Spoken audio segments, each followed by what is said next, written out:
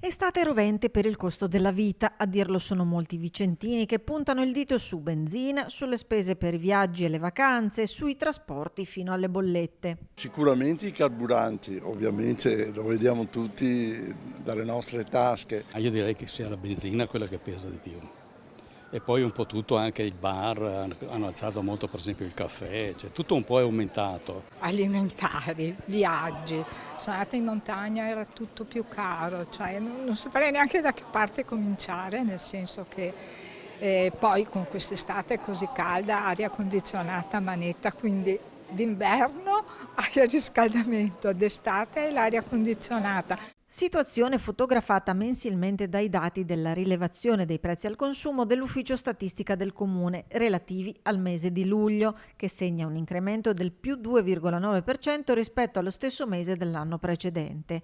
Tra le voci che balzano all'occhio, solo per citarne alcune, quella relativa ad abitazione, acqua, elettricità, gas e altri combustibili, la cui variazione annua è pari al più 8,5%, o ancora la voce relativa a servizi, ristoranti e servizi di alloggio, che registra un più 3,4% rispetto allo stesso mese dello scorso anno. Ma ad alleggerire il portafogli incide anche la borsa della spesa quotidiana. Sulla benzina, che è andata alle stelle, ma sulla spesa del quotidiano, sul pane, cioè 5 euro al chilo.